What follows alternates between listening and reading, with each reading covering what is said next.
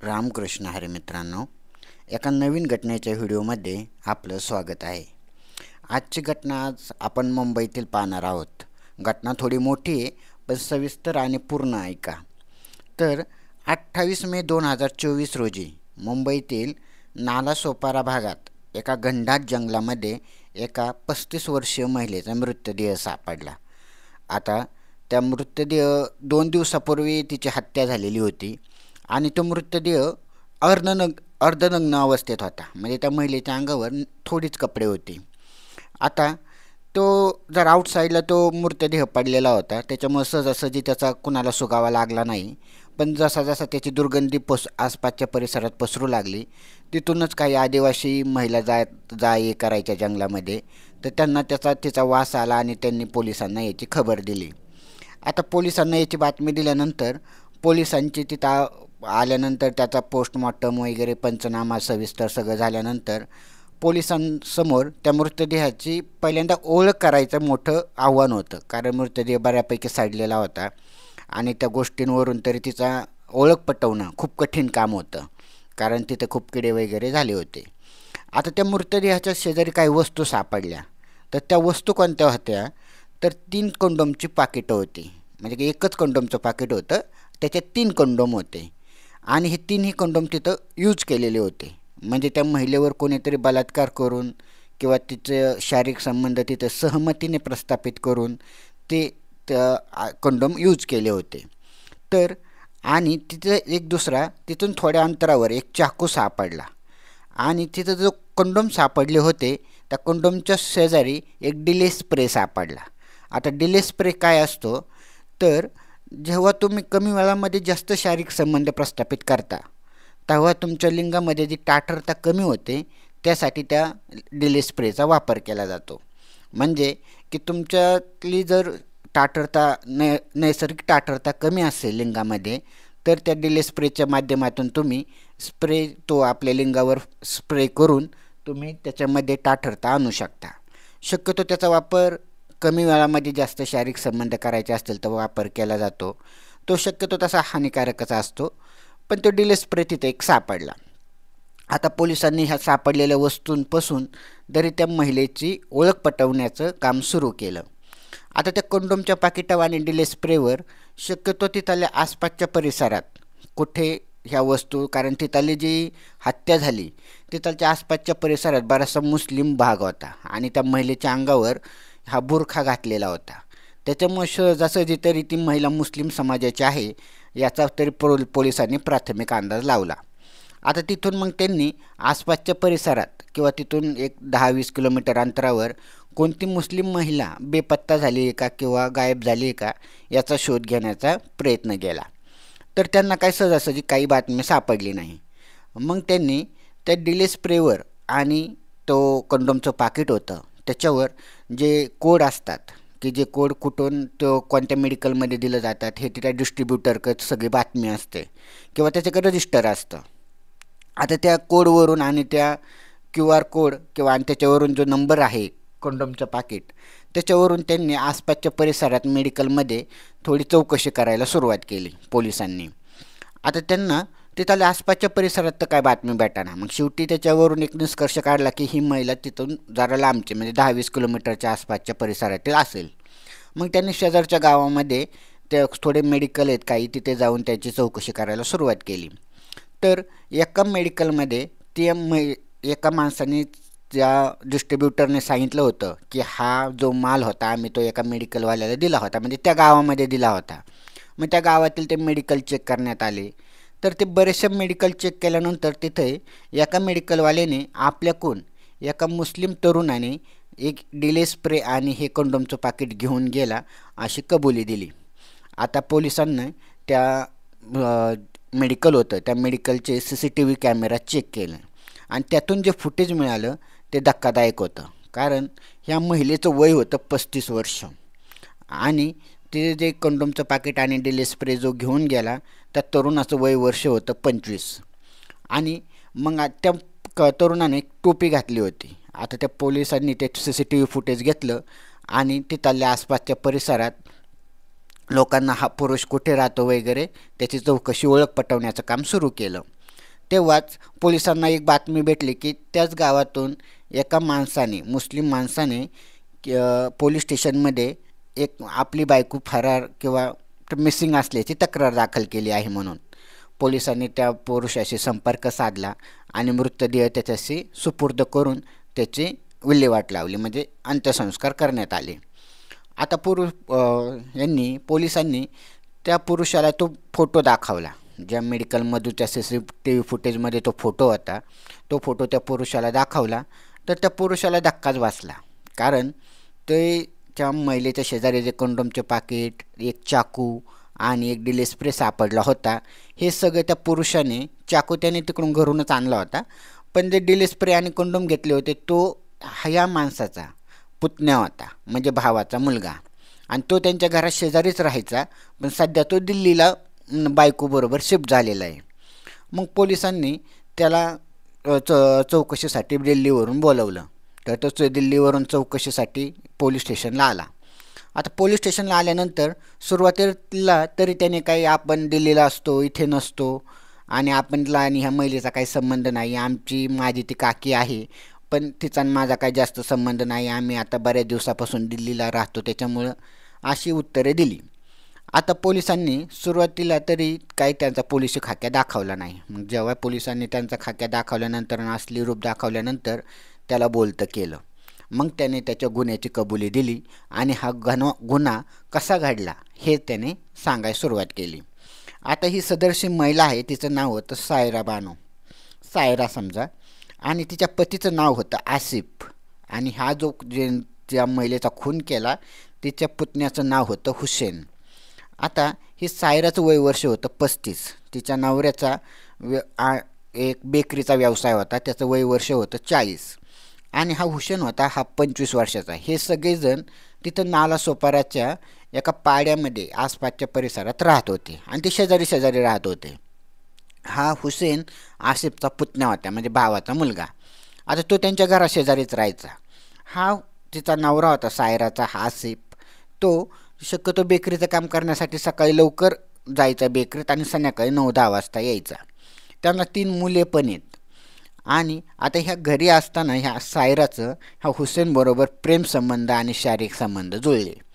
आता दोघं शेजारी राहत होती. हा आसिफ पण घरी नव्हता आणि याची मुलं पण शाळेत गेल्यानंतर हिला जो वेळ भेटायचा त्या वेळेचा उपयोग ती ह्या हुसेनबरोबर शारीरिक संबंध आणि प्रेमसंबंध करण्यात करायचे. असं करून करून त्यांच्यात बरेच वर्ष शारीरिक संबंध आणि प्रेमसंबंध जुळले होते. म्हणजे घरी कोण नसताना हा तिच्या घरी यायचा आणि शारीरिक संबंध प्रस्थापित करायचा. आता मुलं पण शाळेत जायची, नवरा पण कामाला जायचा, त्याच्यामुळे यांना मनसोक्त शारीरिक संबंधाचा, एकमेकाच्या शरीराचा उपभोग घ्यायला जमायचं. आता हे प्रेमसंबंध बरेच दिवस चालले यांचे, आणि जेव्हा ह्या हुसेनचं वय जास्त झालं होतं त्याच्यामुळे त्याच्या घरच्यांनी त्याच्यासाठी मुलगी पाहण्याचा कार्यक्रम सुरू केला होता. आता मुलगी पाहत असताना ही जी बातमी होती मुलगी पाहण्याची, ही शक्यतो ह्या सायराला पटत नव्हती. मग तिचं लग्न झालं होतं, हिला 3 मुलं पण होती, हिचा नवरा पण होता, पण हिला असं वाटायचं की हा तिचा जो प्रियकर आहे हुसेन याने लग्न करूच नाही आणि याने कायम माझ्याशीच प्रामाणिक राहावे आणि माझ्या शरीराची आग विझवावी किंवा वासना बुजवावी. तर हे शक्य नव्हतं, कारण हुसेनला पण त्याचं घर संसार मुलं पैदा करायची होती, त्यांच्या भाषेत सांगायचं तर.